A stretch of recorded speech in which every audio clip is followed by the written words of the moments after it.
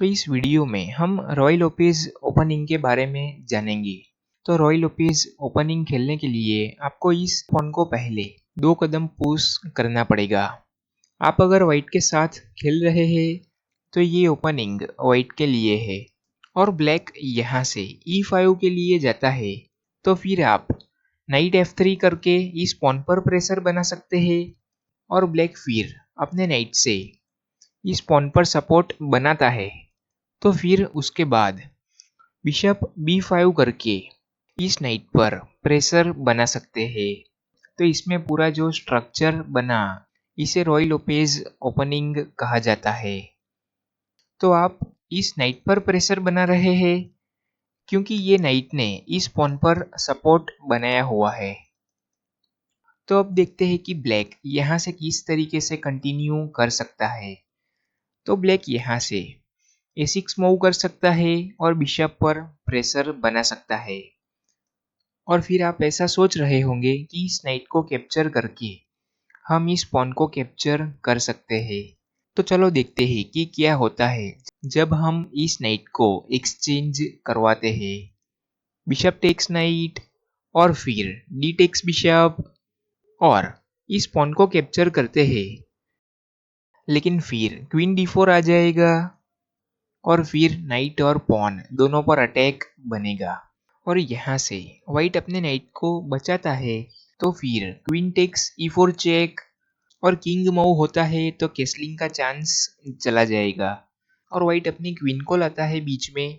तो भी ब्लैक यहाँ से अपनी क्वीन को एक्सचेंज करवा सकता है और फिर किंग टेक्स क्वीन के बाद वाइट कैसल नहीं कर पाएगा, लेकिन क्वीन एक्सचेंज हो चुकी है।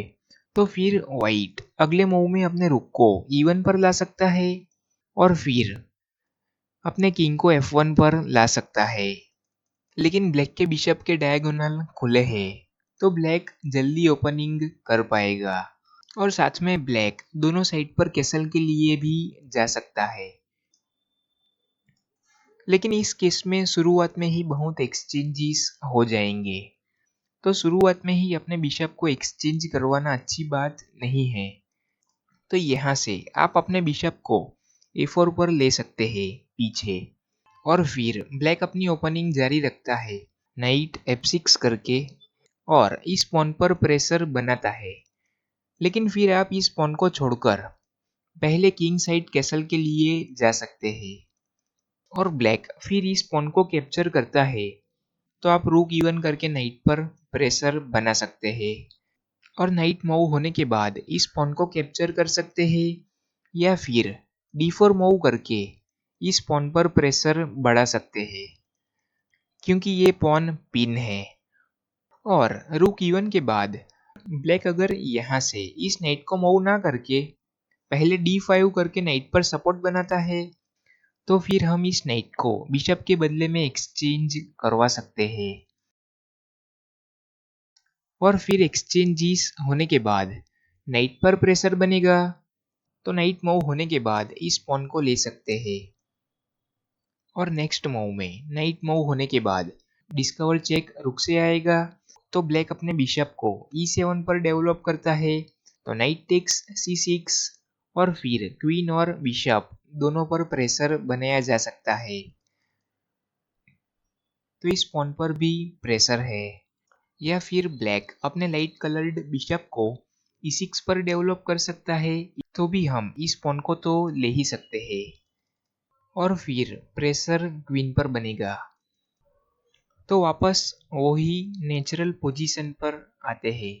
तो यहाँ पर ब्लैक A6 मूव ना करके पहले अपने नाइट को F6 पर डेवलप करता है तो फिर पॉन पर प्रेशर बनेगा, लेकिन फिर भी आप इस पॉन को छोड़कर कैसल के लिए जा सकते हैं और फिर ब्लैक इस पॉन को लेने जाता है तो फिर रूक E1 करके नाइट और पॉन दोनों पर प्रेशर बनाया जा सकता है और नाइट मूव होने के बाद बिशप पर प्रेशर है, लेकिन फिर आप यहाँ से अपने बिशप को छोड़कर इस E5 पॉन को कैप्चर कर सकते हैं और फिर नाइट पर प्रेशर बढ़ जाएगा और ब्लैक अगर इस बिशप को लेने जाता है तो फिर ब्लैक मुसीबत में फंस सकता है क्योंकि नाइट टेक्स नाइट, और फिर रुक से डिस्कवर चेक आएगा, और साथ में नाइट से क्वीन पर डिस्कवर अटैक आएगा।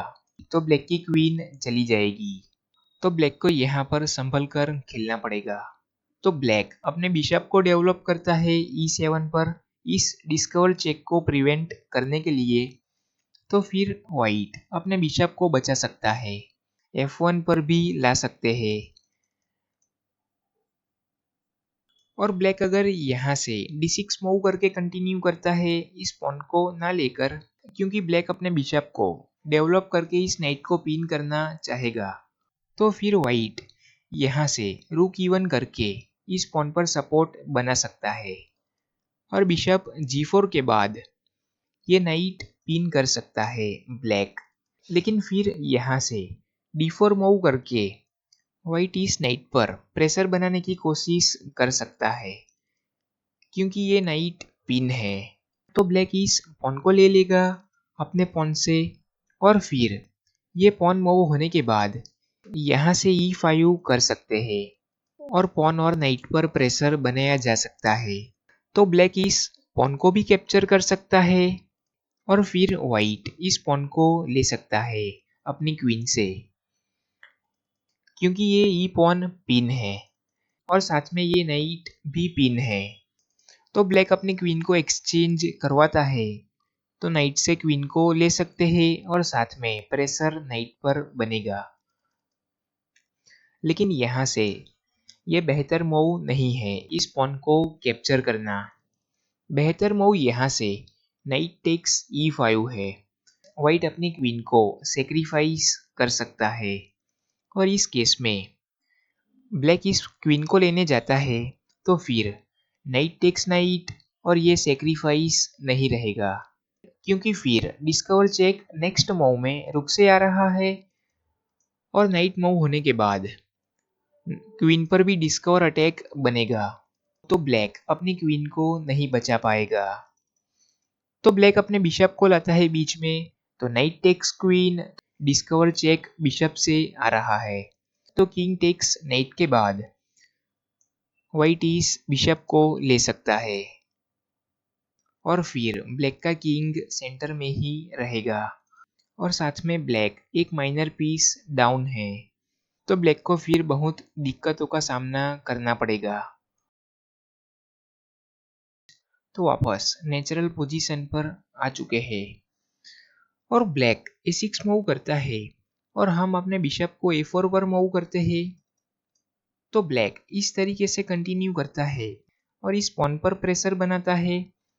तो फिर किंग साइड कैसलिंग के लिए जा सकते हैं, और फिर ब्लैक B5 करके बिशप पर प्रेशर बनाता है।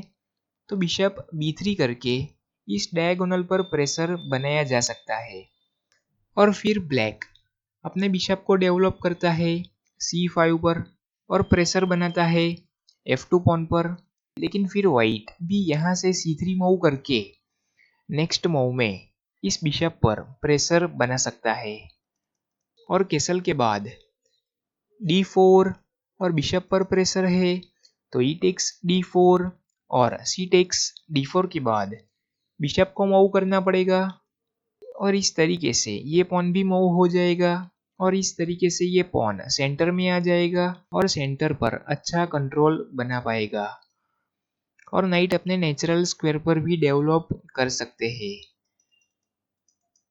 और बिशप का अच्छा कंट्रोल रहेगा इस डायगोनल पर, और साथ में आगे जाकर बिशप को C2 पर लाकर भी कंट्रोल बनाया जा सकता है इस डायगोनल पर। और ब्लैक अगर यहाँ से D6 मूव करता है, तो फिर हम C3 मूव कर सकते हैं, और फिर सेंटर पर प्रेशर बनाने के लिए जा सकते हैं पहले इस पॉन को छोड़कर। लेकिन ब्लैक इस पॉन को नहीं ले पाएगा, क्योंकि यहाँ से बिशप D4 आ जाएगा, और फिर आप देख सकते हैं कि दोनों नाइट पर प्रेशर है और बिशप का कंट्रोल अच्छा है इस डायगोनल पर। तो इस केस में ब्लैक का एक माइनर पीस चला जाएगा, दो में से एक नाइट मिल जाएगा व्हाइट को। तो आप अगर ब्लैक के साथ खेल रहे हैं तो ध्यान रखिएगा, इस पॉन को कैप्चर नहीं करना है अगर d6 मूव करते हैं तो, क्योंकि d6 मूव करने के बाद नाइट पर सपोर्ट नहीं रहता। और कैसा लगा कमेंट में ज़रूर बताइएगा।